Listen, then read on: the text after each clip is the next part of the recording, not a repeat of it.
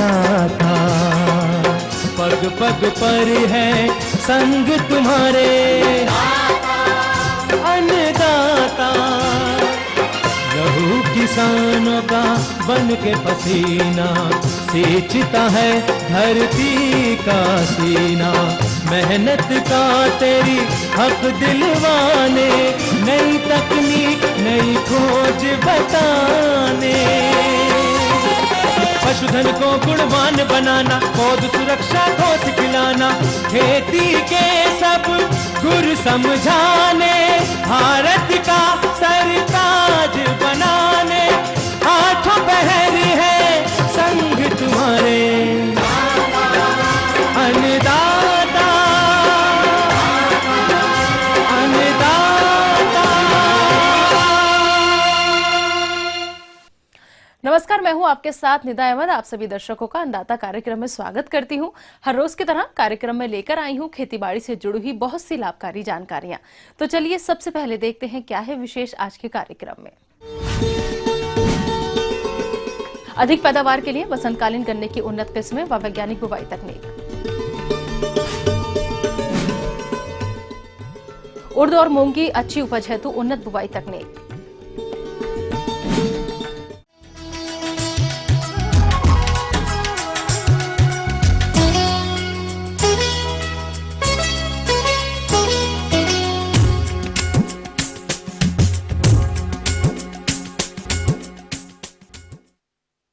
बसंतकालीन गन्ने की बुवाई का उचित समय चल रहा है, तो प्रदेश के जो किसान भाई इसकी खेती करना चाहते हैं वो गन्ने से अधिक उत्पादन लेने के लिए कौन कौन सी किस्मों का चयन करें और गन्ने की उन्नत तरीके से बुवाई किस तरह से करें, इस बारे में विस्तार से जानकारी दे रहे हैं एक कृषि वैज्ञानिक डॉक्टर नवनीत कुमार।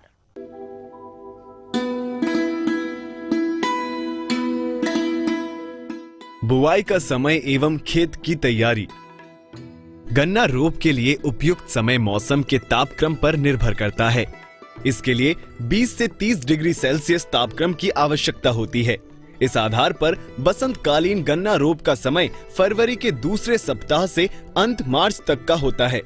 दोमट मिट्टी, ऊंची या मध्यम जमीन जहां जल निकास की अच्छी व्यवस्था हो, अधिक उपयुक्त है। गन्ना की बसंतकालीन रोप करने के लिए यदि खेत में नमी की कमी हो तो एक हल्की सिंचाई करने के बाद खेत की तैयारी शुरू करना चाहिए। इस साल आप देख रहे हैं कि बारिश कम हुई है, तो इसलिए खेत में नमी भी तेजी से घटेगी। इसलिए कोशिश करना चाहिए कि जब भी हम खेत की तैयारी करें अविलंब कर ले और 3 से 4 दिन के अंदर जुताई से लेकर के पाटा तक दे दें, ताकि जो भी नमी खेत में है वो संरक्षित रहे और अंकुरन अच्छा हो। और जहां पर चूंकि बहुत समय से भारी मशीनरी के द्वारा, ट्रैक्टर वगैरह के द्वारा या जो भी मशीनरी है उसके द्वारा खेती होती है, तो कोशिश करना चाहिए कि कम से कम 3 साल में एक बार गहरी जुताई करें, सब सॉइलिंग करें। सब सॉइलिंग अगर आप करेंगे तो अगर जो जमीन के जस्ट नीचे 30 सेंटीमीटर 45 सेंटीमीटर हार्ड पैन बन जाता है। अगर आप चीजेल प्लो से एक बार 3 साल में कर देते हैं तो वो हार्ड पैन ब्रेक हो जाएगा।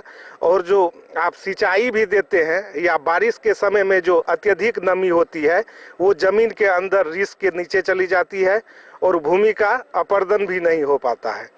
अगर जिस खेत में किसान बंधु धान हार्वेस्ट किए हैं, धान की कटाई किए हैं, उसके बाद उसमें गन्ना लगाना चाह रहे हैं, तो किसान बंधु भी जानते हैं कि जो धान काटने के बाद जो बच जाता है उसकी खूटी, उसके लिए आप पहले तो डिस्क प्लॉ कर दें, इसलिए कि वो जो खूटी होगी वो भी कट जाएगी।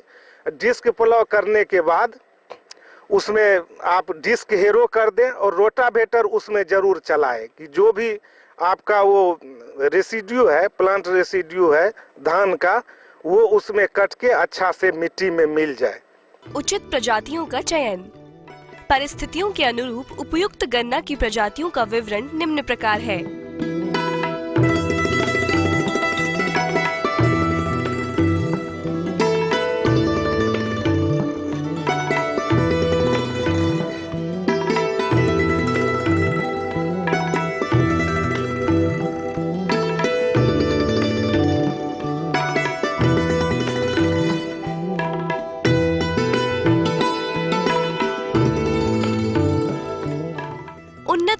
चुनाव।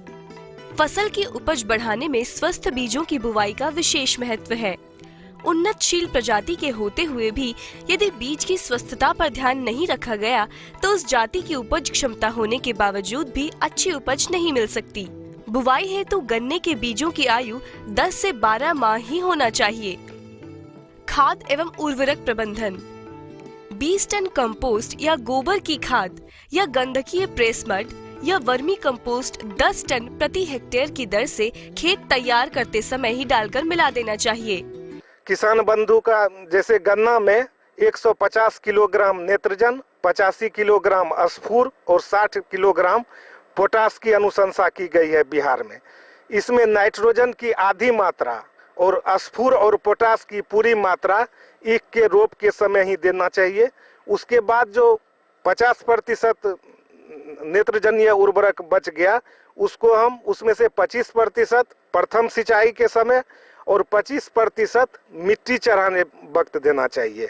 और ये भी याद रहे कि जब भी हम मिट्टी चढ़ाने वक्त यूरिया का द्वितीय उपरिवेशन करते हैं या नेत्रजनीय उर्वरक का द्वितीय उपरिवेशन करते हैं, उसी समय फ्यूराडान 3G का 33 किलोग्राम प्रति हेक्टेयर से के दर से उसमें मिट्टी में डालकर उसी समय मिट्टी चढ़ा देना चाहिए। गन्ना रोप की 4 विधियां हैं। एक तो सिरौर विधि है जो किसान बंधु सदियों से करते आ रहे हैं। दूसरी ट्रेंच विधि है, उसको नाली विधि भी कहते हैं। 90 सेंटीमीटर ही रखी जाती है और ट्रेंच की गहराई 30 सेंटीमीटर होती है।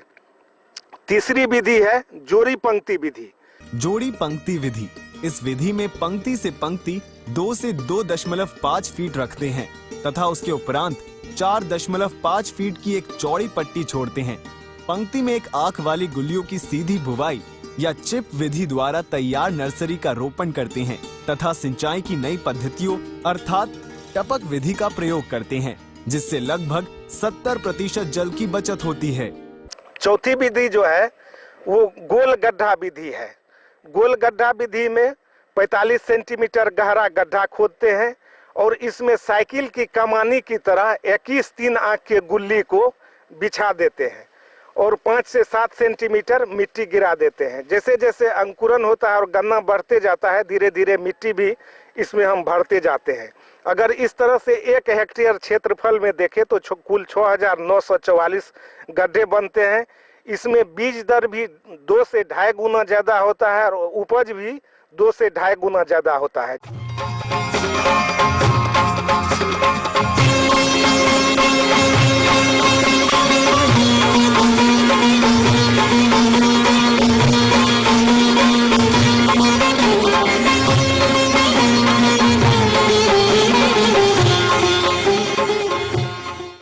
भारत एक कृषि प्रधान देश है। किसानों के लिए खेती के बाद पशुपालन दूसरा बड़ा व्यवसाय है और पशुपालन के अंतर्गत यदि कृत्रिम गर्भाधान की बात करें तो इसे अपनाकर आप पशुओं का नस्ल सुधार तो कर ही सकते हैं, साथ ही साथ इससे पशुओं में वंशावली बीमारियों का खतरा भी नहीं रहता है।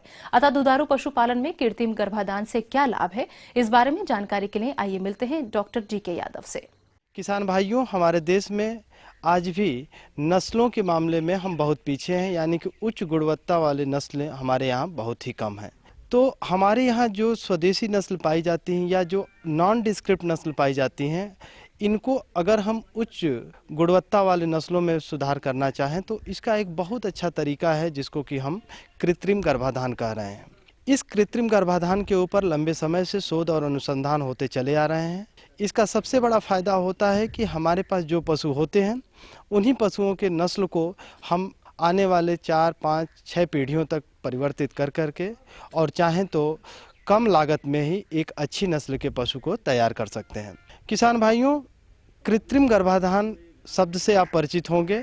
कृत्रिम गर्भाधान का मतलब होता है किसी भी नर पशु से निकाला गया उसका वीर्य किसी मादा पशु के योनि में एक निर्धारित समय में उसके ग्रीवा तक पहुंचाने की कला को कृत्रिम गर्भाधान कहते हैं। अक्सर देखने में आता है कि हमारे कुछ किसान भाई अपने दुधारू पशुओं का कृत्रिम गर्भाधान कराने में जल्दबाजी करते हैं, जिसके कारण उनके दुधारू पशुओं में विभिन्न तरह की समस्याएं उत्पन्न हो जाती हैं। तो किसान भाइयों, अपने दुधारू पशुओं का कृत्रिम गर्भाधान किस समय कराएं तथा कृत्रिम गर्भाधान कराते समय वो कौन कौन सी महत्वपूर्ण बातें हैं जिनको ध्यान में रखें, आइए जानते हैं। तो जब पशु गर्म में यानी हीट में आता है तब हमें इसको कृत्रिम गर्भाधान को करवाते हैं। और गर्मी में आने के प्रमुख लक्षणों में से है कि पशु बार बार बोलेगा, जिसको रंभाना कहते हैं, रंभाएगी। उसके अलावा वो उस दिन वो अगर दूध दे रही होगी तो दूध देने की मात्रा कम हो जाएगी, बेचैनी सी महसूस होगी, बार बार पेशाब करेगी। तो इन लक्षणों को अगर आप देखते हैं तो ये बात निश्चित हो जानी चाहिए कि आपका पशु इस समय पाल खाने योग्य हो चुका है, यानी कि उसको अब हम कृत्रिम गर्भाधान करा सकते हैं। जब आप इन लक्षणों को देखते हैं उसके लगभग 18 से 20 घंटे या मोटे तौर पे तो एएम और पीएम का रूल फॉलो किया जाता है। एएम पीएम का मतलब होता है कि अगर आपका पशु सुबह में हीट गर्मी में आता है तो आप शाम तक उसको कृत्रिम गर्भाधान करवा दीजिए, और अगर शाम में आता है तो सुबह में। लेकिन वर्तमान में तमाम संकर प्रजाति की जातियां हम लोगों पाल रहे हैं पशुओं का, जिसकी वजह से थोड़ा सा इसमें परिवर्तन किया गया है। आपका पशु जब गर्मी में आता है तो शुरू में उसके लक्षण बहुत तीव्र होते हैं, यानी कि पशु बहुत ज़्यादा जोर जोर से जल्दी जल्दी बोलेगा, बेचैनी उसमें ज़्यादा होगी। तो धीरे धीरे करीब 10 से 12 घंटे बीतते बीतते पशु के गर्मी के लक्षण जो होते हैं वो क्रमशः कम होते जाते हैं। और जब आपको एक माउंटिंग स्टैंड यानी कि पशु चुपचाप धीरे धीरे अपना बोलना आप कम करने लगे, वो समय सबसे बढ़िया होता है। ऐसे समय में आप कृत्रिम गर्भाधान करवाइए। और ध्यान रहे कि अगर पशु आपका कृत्रिम गर्भाधान के बाद भी 4 से 5 घंटे या अगले दिन सुबह या सुबह में आपने पहला सीमेन डलवा दिया है तो शाम तक पुनः अगर आपको हीट में दिखे या उसके लक्षण फिर भी जारी रहें तो आप दूसरा सीमेन फिर भी डलवा सकते हैं, इसमें कोई हानि नहीं है। हाँ, इतना ज़रूर ध्यान रहे कि जो कृत्रिम गर्भाधान करने के लिए आपके दरवाजे पे आ रहा है या आप जहां से कृत्रिम गर्भाधान की सेवा ले रहे हैं वो व्यक्ति प्रशिक्षित होना चाहिए। अब किसान भाइयों, ये है कि आपने तो कृत्रिम गर्भाधान करवा लिया, अब हम कैसे संतुष्ट होंगे कि हमारा पशु रुका है या नहीं रुका है, यानी कि इस चीज़ की हम कैसे चेक कर सकते हैं कि हमारा पशु को गर्भ ठहरा है कि नहीं ठहरा है। पशुपालक भाइयों, अगर आप बिल्कुल कंफर्म होना चाहते हैं कि आपका पशु के गर्भ ठहर ही गया है तो इसके लिए लगभग 100 दिन यानी कि 3 महीने 10 दिन पे किसी कुशल प्रशिक्षित पशु चिकित्सक से या फिर इस क्षेत्र में काम करने वाले से आप उसकी मदद ले सकते हैं। तो ये थी कुछ उपयोगी जानकारियां। अब लेते हैं एक छोटा सा ब्रेक, जल्द लौटेंगे और कार्यक्रम में आगे है महत्वपूर्ण जानकारियां। बने रहिए हमारे साथ।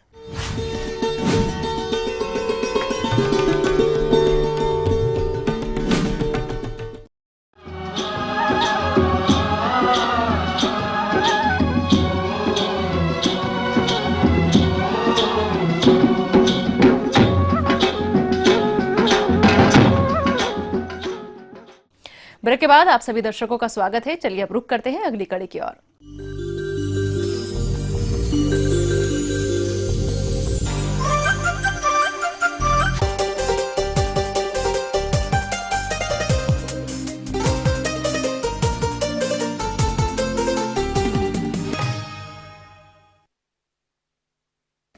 किसान बंधु उर्द और मूंग की फसल से अधिक उपज प्राप्त करने के लिए इसकी बुवाई करते समय कुछ जरूरी बिंदुओं जैसे खेत की तैयारी, उन्नत किस्म का चयन, खाद उर्वरक की मात्रा, बुवाई विधि आदि को ध्यान देने की जरूरत होती है।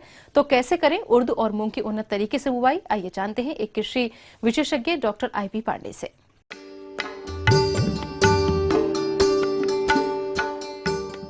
उर्द एवं मूंग की उन्नत खेती।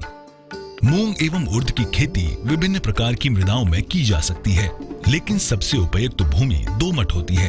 मूंग एवं उर्द की खेती के लिए 2-3 हैरो लगाकर या कल्टीवेटर करके पाटा लगा देना चाहिए। बुवाई से पहले खेत में पर्याप्त नमी होना आवश्यक है, जिससे अच्छा जमाव हो सके।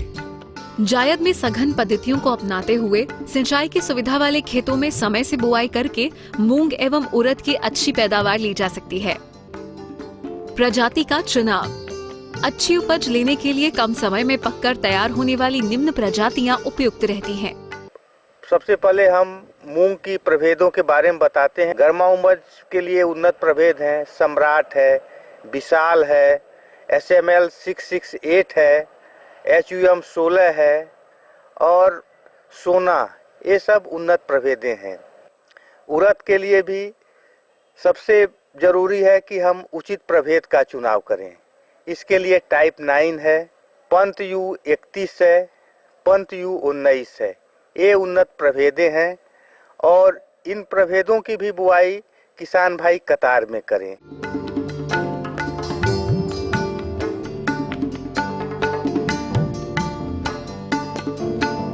बीज शोधन। उड़द एवं मूंग के बीजों को 2.5 ग्राम थीरम एवं 1 ग्राम कार्बेंडाजिम से प्रति किलोग्राम बीज की दर से शोधन करना चाहिए। इससे प्रारंभिक अवस्था में रोग शोधक क्षमता बढ़ती है और बीज का जमाव अच्छा होता है एवं पौधों की संख्या में कमी नहीं होने पाती। सीड को बुआई के पहले राइजोबियम कल्चर से उपचारित अवश्य कर लें। राइजोबियम कल्चर से उपचारित करने से और 10 से 15% तक उपज में वृद्धि हो जाती है। बुवाई की विधि। मूंग एवं उड़द की बुवाई देशी हल के पीछे कुड़ों में 4-5 सेंटीमीटर की गहराई पर करना चाहिए तथा पंक्ति से पंक्ति की दूरी 25 से 30 सेंटीमीटर रखना चाहिए। इसकी बुवाई सीड ड्रिल के द्वारा भी आसानी से की जा सकती है। छिटकवा विधि से इनका बुआई नहीं करना चाहिए क्योंकि उसमें बहुत से बीज जमीन के ऊपर रह जाते हैं तथा कुछ बीज जमीन के बहुत नीचे चले जाते हैं जिनका जमाव नहीं हो पाता है। तो एक फसल से अच्छा उपज प्राप्त करने के लिए जरूरी है कि एक यूनिट इकाई क्षेत्र में पौधों की संख्या ऑप्टिमम होना चाहिए। तो इसके लिए इसकी बुआई सदैव कतार में करें। उर्वरकों का प्रयोग। मूंग की अच्छी पैदावार के लिए प्रति हेक्टेयर 10 किलोग्राम नत्रजन, 45 किलोग्राम फास्फोरस तथा 20 किलोग्राम गंधक बुआई के समय कूड़ों में देना चाहिए। इसी प्रकार उड़द की फसल में 15 किलोग्राम नत्रजन, 45 किलोग्राम फास्फोरस तथा 20 किलोग्राम गंधक प्रति हेक्टेयर की दर से बुआई के समय कूड़ों में देना चाहिए। और बुआई के समय प्रति hectare nitrogen, phosphorus, potash, sulphur की पूरी मात्रा का व्यवहार बुआई के समय करें। इस तरह से अगर हम गर्मा मूंग की बुआई करते हैं तो प्रति हेक्टेयर हमको 12 से लेकर के 15 क्विंटल प्रति हेक्टेयर के हिसाब से उपज प्राप्त हो जाती है। आगे और भी हैं कुछ रोचक जानकारियां, पर यहाँ पर रुकेंगे एक और ब्रेक के लिए। जल्द हाजिर होते हैं।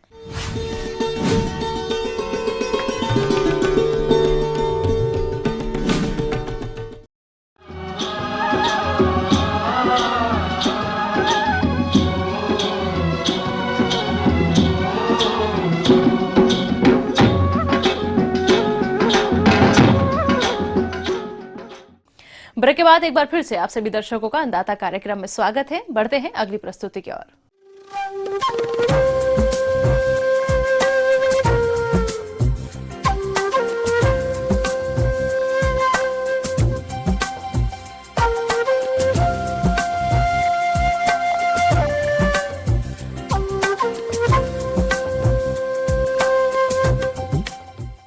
मौसम के अनुसार प्रबंधनों पर टिकी है आपकी खेती बाड़ी, इसलिए मौसम पूर्वानुमान और उस पर आधारित साप्ताहिक कृषि सलाह इस प्रकार है। ग्रामीण कृषि मौसम सेवा भारत सरकार, बिरसा कृषि विश्वविद्यालय कांके रांची एवं राजेंद्र कृषि विश्वविद्यालय पूसा समस्तीपुर द्वारा भेजे गए मौसम पूर्वानुमान के आधार पर किसान भाइयों को सलाह दी जाती है कि जिन किसान भाइयों के पास गर्मा धान का बिचड़ा रोप लायक हो गया हो वे इसकी रुपाई की तैयारी करें। रुपाई से पहले खेत की भली भांति जुताई कर कादो कर लें। इसके बाद 2 से 3 बिचड़े 20 सेंटीमीटर कतार से कतार एवं 15 सेंटीमीटर पौधे से पौधे की दूरी रखते हुए रुपाई करें। जो किसान भाई धान का रोपा कर चुके हैं वे खेत में जल जमाव बनाए रखें। जिन किसान भाइयों की गेहूं की फसल इस समय बाली निकलने की अवस्था है उसमें सिंचाई करें। आलू की फसल के बाद खेत खाली होने पर जिन किसान भाइयों के पास सिंचाई की सुविधा सीमित है वे मूंग एवं उड़द की बुआई कर सकते हैं। इसके लिए उन्नत किस्में इस प्रकार से हैं।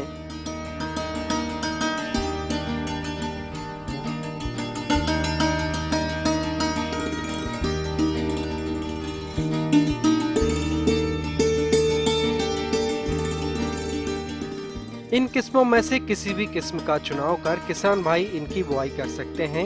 बुआई से पहले बीजों को राइजोबियम एवं फफूंदनाशक दवा से अवश्य उपचारित कर लें। गर्मा फसल की बुआई से पहले मिट्टी में पर्याप्त नमी की जांच कर लें। नमी के अभाव में बीजों का अंकुरण प्रभावित हो सकता है। फलस्वरूप पौधों की संख्या में कमी होने की वजह से उपज प्रभावित होगी। गर्मा मौसम की सब्जियां जैसे भिंडी, कद्दू, करेला, खीरा एवं नेनुआ आदि की बुआई करें। इसके लिए भिंडी की उन्नत किस्में इस प्रकार से हैं। लौकी की उन्नत किस्में इस प्रकार से हैं। नेनुआ की उन्नत किस्में इस प्रकार से हैं।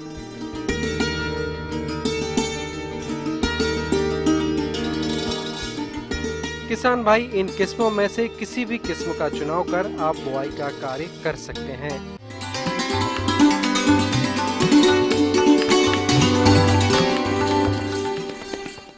अन्नदाता हेल्पलाइन निशुल्क फोन संपर्क सेवा के माध्यम से आपके द्वारा पूछे गए कृषि से जुड़े प्रश्नों में से एक या दो महत्वपूर्ण प्रश्नों को हम अपने कार्यक्रम में शामिल करते हैं। इसी के तहत आज का चयनित प्रश्न और उसका जवाब इस प्रकार है। अन्नदाता निशुल्क फोन संपर्क सेवा के माध्यम से कार्यक्रम में आज जो प्रश्न हमने शामिल किया है उसे पूछा है, जिला रांची से अवधेश वर्मा जी, आप मिर्च की फसल में लगने वाले कीटों की रोकथाम पर जानकारी चाहते हैं। तो अवधेश वर्मा जी, आपकी जानकारी हेतु प्रस्तुत है हमारे कार्यक्रम का यह अंश। किसान भाइयों, मिर्च की जो खेती किए हैं तो इसमें कीट एवं बीमारियां लगती हैं, जिसके रोकथाम का आपको उपाय करना होगा, जिससे कि आप अधिक से अधिक उपज प्राप्त करें। तो इसमें सबसे ज्यादा तो थ्रिप्स परेशान करता है। थ्रिप्स को कंट्रोल करने के लिए एक पीला रंग का स्टिकी जो है ट्रैप, जिसमें चिपक जाए, उसको फसल लगाने के कुछ दिन के बाद उसको ट्रैप को लगाना चाहिए, जिससे कि वो थ्रिप्स उसमें चिपक करके मर जाए। इसके अलावा इमिडाक्लोप्रिड जो है दवा 1 मिलीलीटर प्रति 3 लीटर पानी में घोल बनाकर उसको पौधे पर अच्छी तरह से छिड़काव करेंगे तो ये थ्रिप्स कंट्रोल हो जाएगा। इसके अलावा लाही कीट भी बहुत लगते हैं मिर्च में। इसके लिए प्रोफेनोफॉस 50% इसी 1 मिलीलीटर प्रति लीटर पानी में घोल बनाकर फसल पर छिड़काव करेंगे, जिससे कि लाही कीट से आपका बचाव होगा। अब आइए देखते हैं कल दिखाए जाने वाले कार्यक्रम की मुख्य झलकियां। लहसुन की अधिक उपज के लिए फसल में किए जाने वाले कार्य।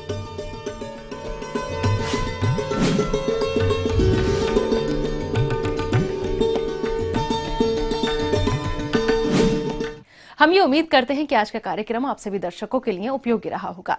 किसान भाइयों, अन्नदाता आपकी सेवा के लिए संकल्परत है। कृषि संबंधित समस्या और सुझावों के लिए आप हमें इस पते पर संपर्क कर सकते हैं। प्रोड्यूसर अन्नदाता, ETV Bihar, Jharkhand, Ramoji film city, Hyderabad 501512। साथ ही आप हमें ईमेल भी कर सकते हैं। हमारा ईमेल है anndatabihar@etv.co.in। इसके अतिरिक्त आप हमें निःशुल्क हेल्पलाइन नंबर 180010084599 पर सोमवार से शनिवार सुबह 10 से शाम 4 बजे के बीच संपर्क कर सकते हैं। फिलहाल अन्नदाता की पूरी टीम को दीजिए इजाजत। कल फिर इसी समय आपसे होगी मुलाकात कृषि संबंधित कुछ और महत्वपूर्ण जानकारियों के साथ। नमस्कार।